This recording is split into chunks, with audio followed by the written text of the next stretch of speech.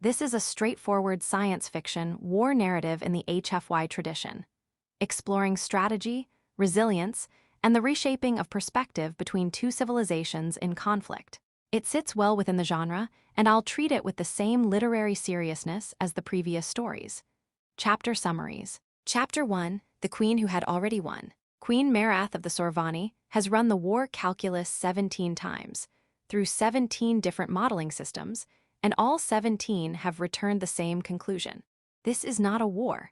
It is a correction. The Sorvani fleet is the largest assembled in 4 centuries. Her commanders are the finest products of a military tradition that has not lost a campaign in living memory. And the human civilization on the other side of the border corridor is, by every metric her strategists have developed, outmatched in every category that has ever decided a war. She gives the order with the quiet certainty of a person completing a formality. In a mid-tier, human strategic command posts that the Sorvani intelligence assessment has classified as a secondary target. A logistics and contingency analyst named Idris Fen reads the first engagement reports, sets down his coffee, and begins writing a different kind of plan. Chapter 2, The Shape of the Resistance. The first 3 engagements go exactly as Merath's models predict. The 4th does not. The anomaly is small. A human convoy that should have been neutralized instead disappears entirely, along with the Sorvani intercept unit sent after it. The 5th engagement produces a different anomaly. And the 6th. The pattern that emerges is not heroic resistance or superior firepower. It is something her strategic models have no clean category for. An opponent who is fighting the war she planned rather than the one he has. Idris Fen's name begins appearing in the intelligence reports in the specific way that names appear when an algorithm has started finding them in too many places. Chapter 3, The Mind Behind the Inconvenience. Merath requests a full strategic analysis of Fen's methodology, because she is a queen who has won by understanding her opponents, and she has encountered something she does not yet understand. What the analysis returns is not a portrait of a military genius. It is a portrait of a man who has read her playbook more carefully than anyone on his own side and has constructed, from the available material, a response that is neither a counter-strategy nor a defense, but something more structurally irritating. A series of questions embedded in military actions, each one asking her to spend more than she planned in order to get less than she expected. He is not trying to win. He is trying to change the cost of her winning until the cost becomes a different kind of answer. Chapter 4, What the War Taught Her. The war does not end with a dramatic reversal. It ends with a negotiation that Merath enters having won, by every territorial and military measure, and exits having understood something her 17 models were not designed to calculate, that the most dangerous opponent is not the one who believes they can defeat you, but the one who has decided to make certain you remember them. The story closes on Merath and Idris Fen across a ceasefire table, in the specific, charged silence of 2 people who have spent months trying to outthink each other, and are now, for the first time, in the same room. What she finds across the table is not what she expected. Neither, he admits, is she. Full story. Queen Merath of the Sorvani had a habit, when making large decisions, of asking herself what she was not seeing. It was a discipline she had developed early and maintained rigorously, because she had learned, through a combination of education, observation, and one significant miscalculation in her 2nd year of reign that she had never discussed publicly and thought about constantly. That certainty was not the absence of doubt, but the management of it.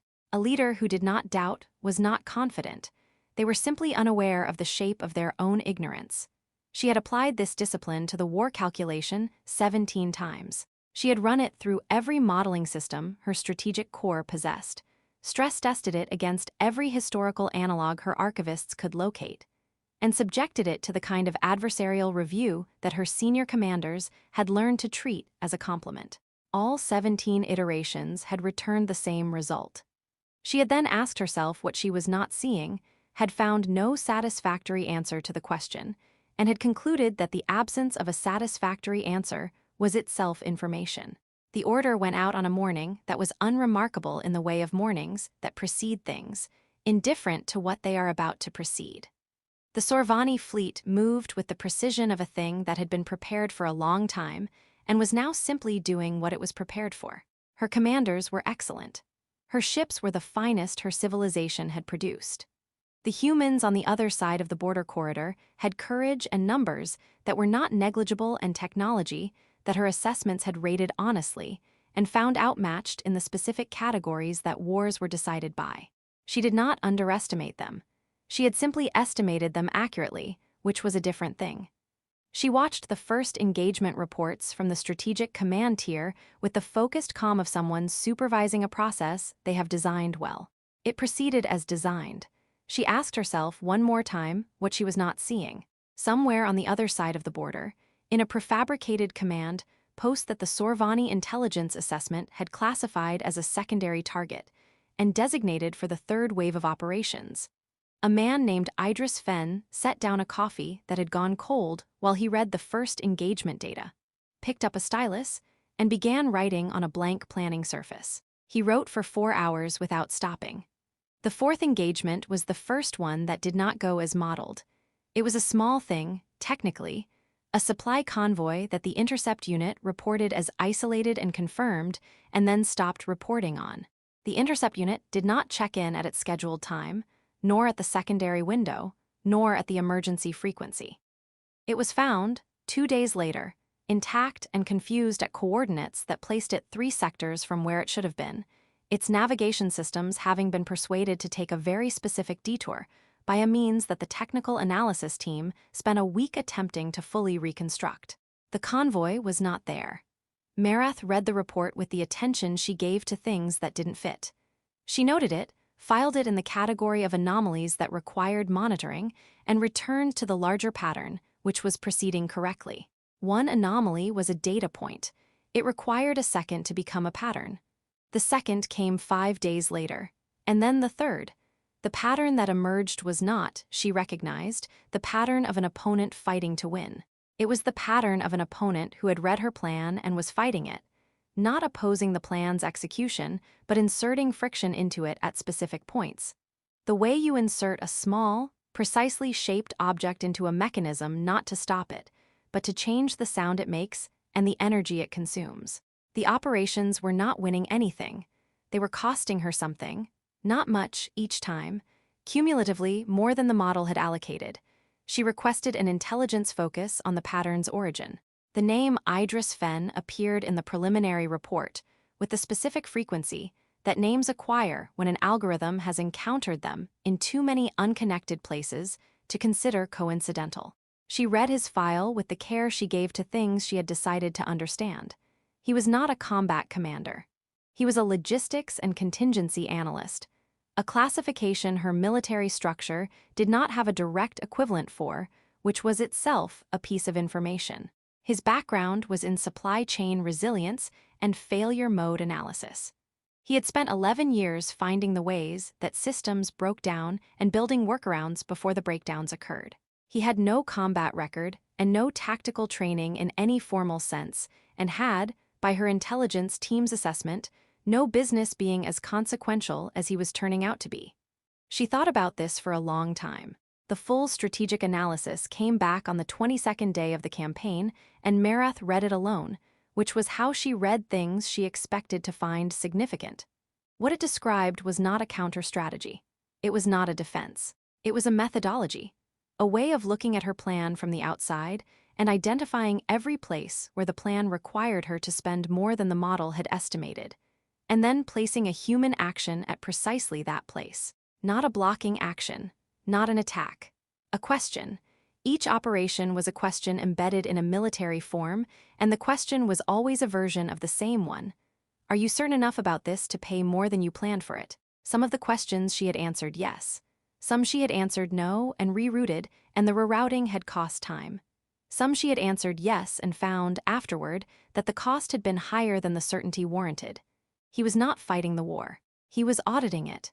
She sat with this characterization for a while and found it accurate, and found that accurate was an uncomfortable thing for it to be, which was information. He is not trying to win, her senior strategic commander said, in the briefing that followed. The commander's name was Verath, and she was the best tactical mind in the Sorvani military, and she had been visibly unsettled by the analysis in a way that Marath found more useful than reassuring. "No," Marath said. "Then what is he doing?" Marath looked at the probability charts, the original model and the revised model, the gap between them growing in the specific way of gaps that are being widened by someone who knows exactly which lever to press. "He is making sure," she said carefully, "that when this is over, the cost is a number I will remember. He is not trying to change the outcome. He is trying to change what the outcome costs me, so that I carry it as a different kind of answer." Verath was quiet for a moment. "That is a very long-horizon strategy for a man who cannot win the war." "Yes," Marath said, "it is." She thought about what she was not seeing. The ceasefire negotiation was conducted in a station at the border corridor's midpoint, neutral ground in the technical sense, which meant that both sides were equally uncomfortable and expressed this through the medium of formal procedure.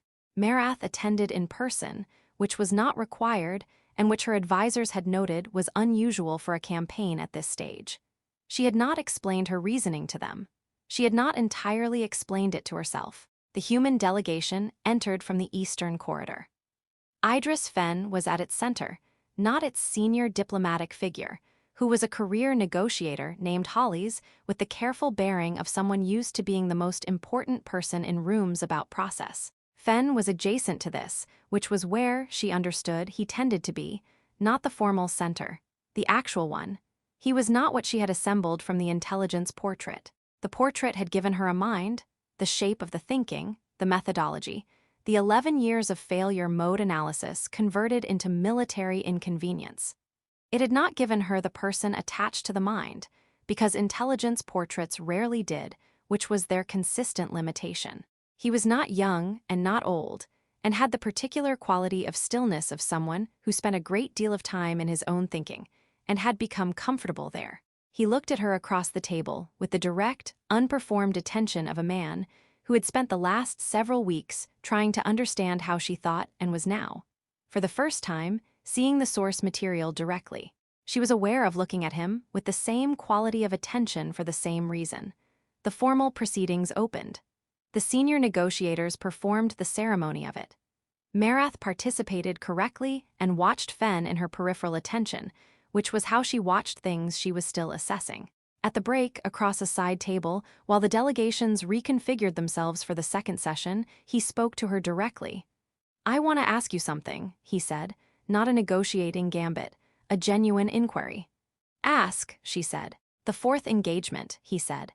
"The convoy. My team was certain you would reroute rather than pursue. You pursued. I've been trying to understand why." She looked at him.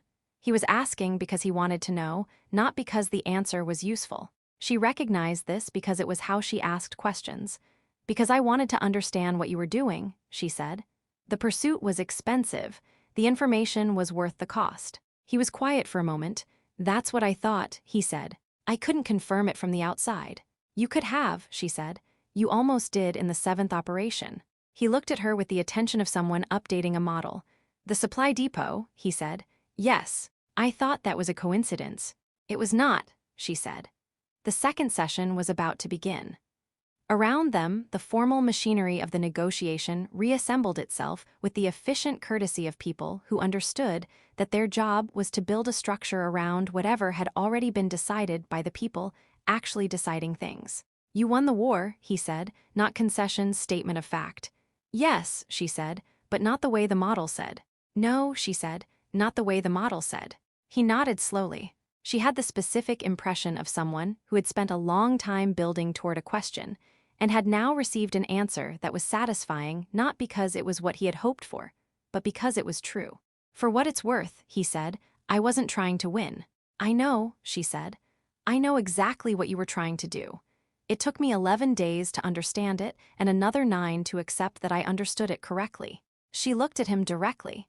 "You were trying to make sure I came to this table carrying the real number." He met her eyes. Did it work? She thought about 17 models and the gap between them and the cost that the gap represented, which she had in fact been carrying since the 14th day and would carry, she suspected, for considerably longer. "Yes," she said. The session opened. They returned to their respective sides of the table, and the formal proceeding resumed around them, building the architecture of a ceasefire that would hold or would not hold depending on what the people in the room had understood about each other. Marath sat with the real number and found it, as intended, difficult to set down. Across the table, Idris Fenn arranged his notes and did not look up, but she had the clear and specific sense that he knew she was thinking about it, and that this was, from his perspective, exactly what it was supposed to feel like. She had run her war calculation 17 times and asked herself what she was not seeing and found no satisfactory answer. She had found it now. It was sitting across a ceasefire table with a stylus and a career in failure mode analysis. And it was, she concluded with the honest precision she had always required of herself, the most consequential thing her models had failed to calculate. Not the strategy, the mind behind it. And the particular quality of mind that spends 11 years learning how things break down in order to build something that doesn't, not a weapon, not a countermove, but a question that the other side has to carry home. She would carry it home. She already knew she would think about it for a long time. This, too, she suspected, had been the point.